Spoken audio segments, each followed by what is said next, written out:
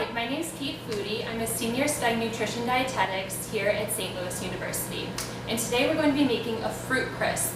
I love fruit crisp because it's such an adaptable recipe. Once you get the ratios down, you can make it any time of the year. I especially enjoy that because I love to eat in season.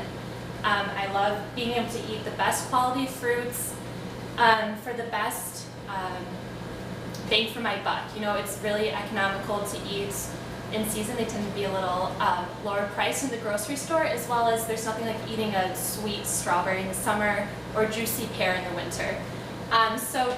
Today we're making this in September, so we're going to be using raspberries and apples. I kind of see it as a salute to summer and a welcome to fall with these two great fruits.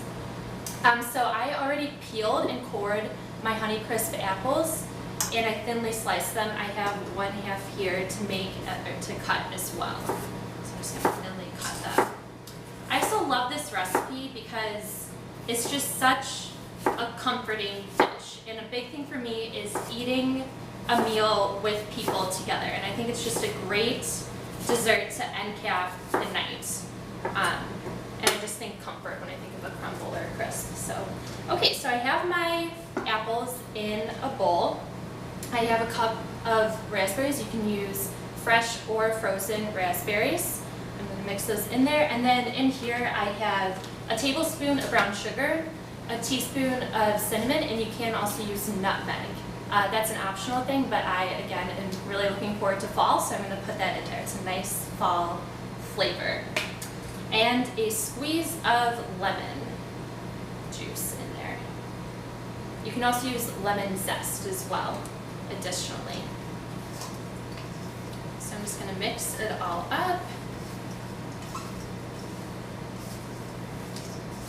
And like I said, you can use frozen raspberries, and those you can just put in frozen. You don't have to thaw them before.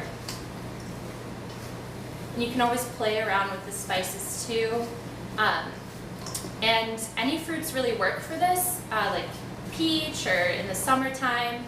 The only fruits that really wouldn't work would be a citrus fruit or a tropical fruit, like a pineapple.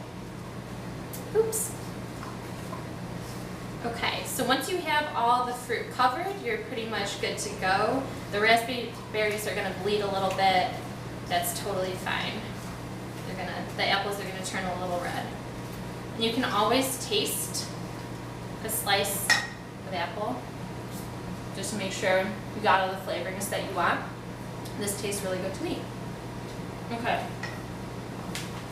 So then when you're ready, you're going to put it into your oven-proof pan. You can use a glass oven-proof pan or anything. I'm using a skillet today, a hot iron skillet, anything that can just go to the oven. And it depends on, however, the amount of food that you're making as well. So this is a good fit for my apples. I used about 4 Honeycrisp apples, which were a little more expensive, but really any apple could work as well. Okay, so I'm just going to put that over there. So now you're just going to set this to the side, and now you're going to make the crumble for on top. So it's a 2-to-1 ratio of flour, a cup of flour to a 1/2 cup of brown sugar and a 1/2 cup of butter. That's kind of just what you start with. Again, if you're making more, you can, multiply that accordingly. So I'm using whole wheat flour today. You can use AP flour, gluten-free AP flour, anything. So, and I have cubed my butter, and it's at room temperature. And the brown sugar. I'm also adding oats to that. I just love the look of the oats and the texture to the crumble. And again, I have cinnamon and nutmeg added. And so then you're just going to use your hands, get down and dirty, and really press the butter together. Make sure it's coated, and using your fingertips to press it in. I actually already have a crumble ready that I can show you.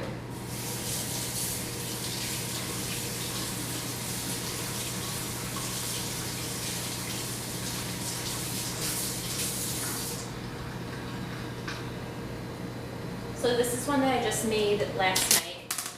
And as you can see, it's going to get to kind of a dry cookie dough consistency. So it's going to be able to still stay together, but yes, not a very wet dough. And if it does come out too wet, you can just add flour a little at a time.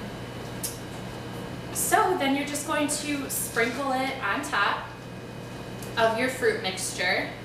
And you just really want to sparsely pour it on because you want to be able to see the fruit still. And if you have any extra crumble, that is great to bake off in the oven and put on top of your yogurt or something in the morning just to add some crunch. So totally okay if you have extra crumble. I think I'll actually have a great amount right now. Okay.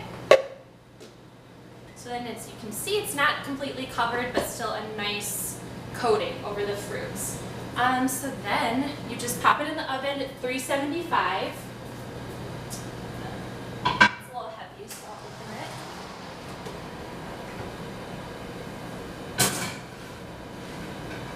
it. So you're going to place it in there anywhere from 30 minutes to an hour until the crumble becomes golden brown and your fruit is bubbling.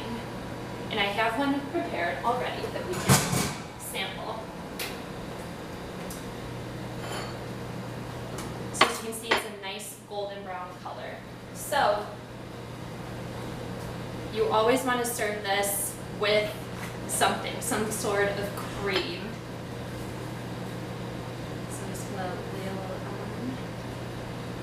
It's not the most beautiful, perfect slice, but it's delicious. Okay, so I have a crumble and in my refrigerator.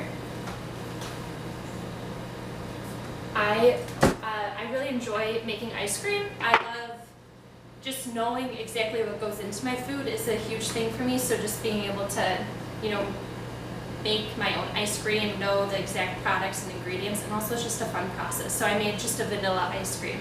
You can also make whipped cream or just add on any sort of cream product. So just want a nice dollop.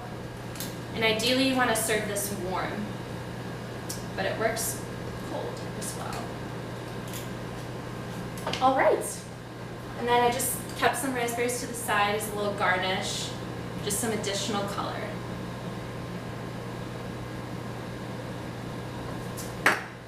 And that is it.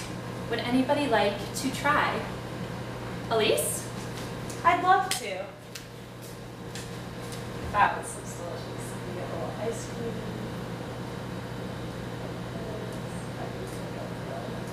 Yeah, just